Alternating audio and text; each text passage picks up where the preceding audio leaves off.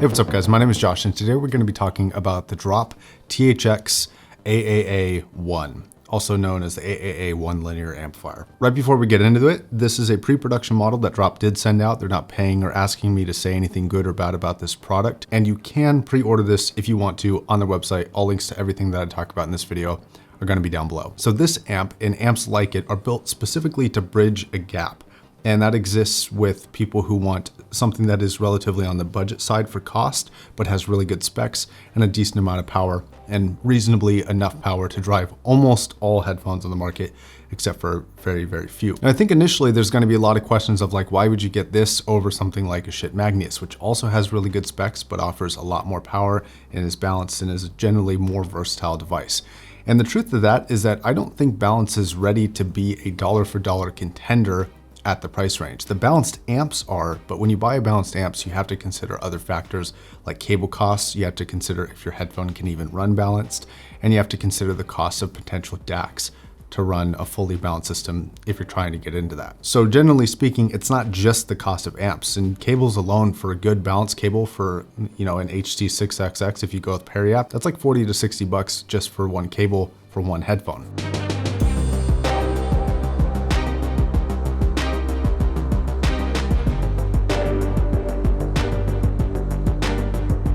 The build of this guy is pretty familiar. It's got that squared off, really simplistic shape. If you're familiar with the Aris R2R or have one, it's exactly the same size and shape. These are reasonably well built. I'm not gonna say necessarily the best in class, but they're definitely up there for 200 bucks. This is a pretty good bargain for build. The edges of it are a little bit sharp. So if you have, really annoying neighbors, you got your axe here. Just kidding. Now the IO is actually really simple. Power button in the front, single-ended headphone output, your triple gain stage setting, your volume knob, and your preamp selection. And then on the back, you have your RCA inputs and preamp outputs, and then your input for your power. And that's pretty much the entire device. So this is basically a bare bones single-ended amp with a couple additional features like the preamp and the gain stage settings.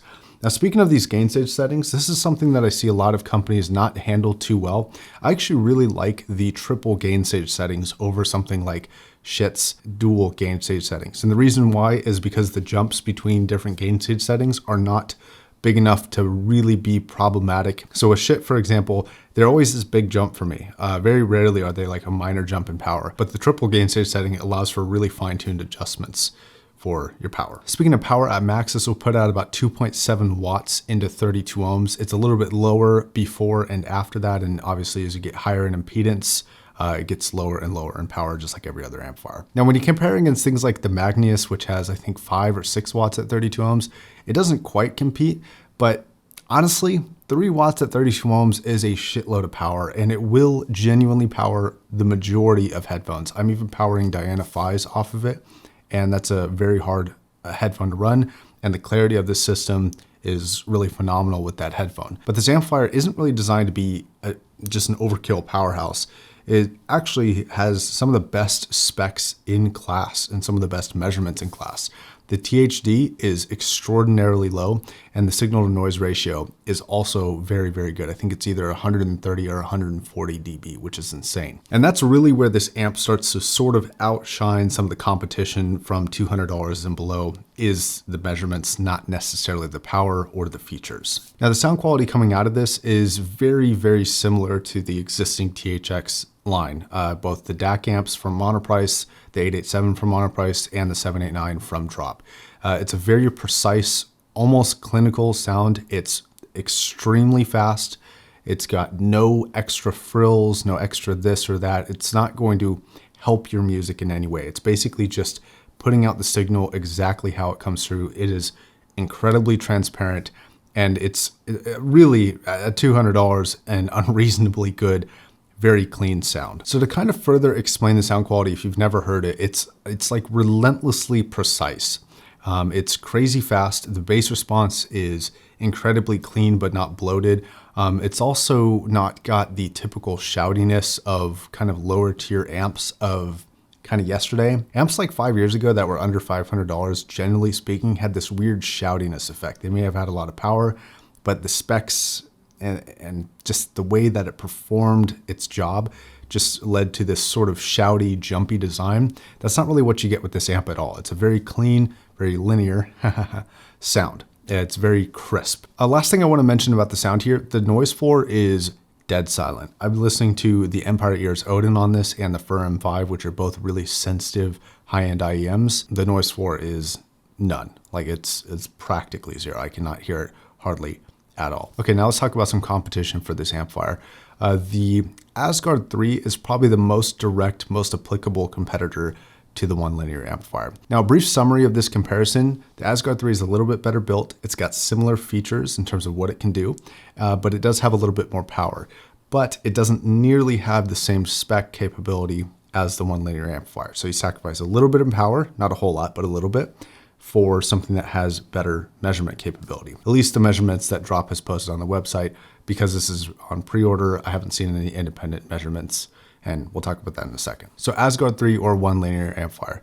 I would say if you have a middle ground for headphones, if you have like average headphones, like this PC38X, right? This is not a particularly hard to drive headphone. It doesn't need anything particularly crazy in terms of power or cleanliness to sound really good. If you have like that 95% on the low end and 95% on the top end for power requirements, either amplifier is going to do just fine. If you have really demanding headphones that need a lot of power, something like an HE6, and I would say the Asgard is probably going to be worth it to you to get the little bit extra power for the same cost. But on the flip side, if you're running really efficient things like IEMs, the noise floor or the lack of noise floor on the one linear amplifier is really, really appealing to me. The gain control is also really appealing to me for that. So if you're running really efficient stuff, get the one linear. If you're running really hard to drive stuff, get the Asgard. And if you're in the middle, which the vast majority of people are, either option is great. So some other forms of competition right now are the Schiit Magnus, which is a balanced amplifier. So you have to factor in other prices of cables and things like that. Now, arguably, that is a little bit more versatile of an amplifier. It's a little bit more powerful. The specs aren't exactly as good, but it's still really, really good. And then it does have single-ended performance. So you can run both balanced and single-ended. So, you know, if you want to run IEMs, great. If you want to run demanding headphones, great. It's got it all covered. Also, the Topping L30, which doesn't have the same amount of power, but does have really, really good specs as well. That's another consideration here. Okay, so my conclusion for this amplifier. This price bracket is incredibly competitive. Like there's lots of competitors, some are a little bit more in price, some are a little bit less.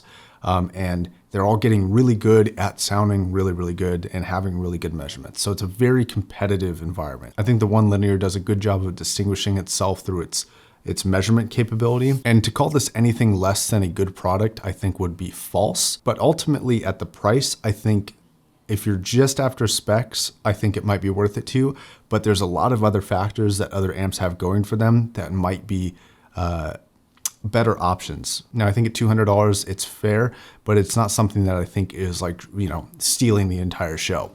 You price this thing at $150 though, and this thing would be an absolute must buy, no questions asked. But as of right now, it's $200. It definitely gets my recommendation, but make sure you're really considering what you're desiring from your amplifier.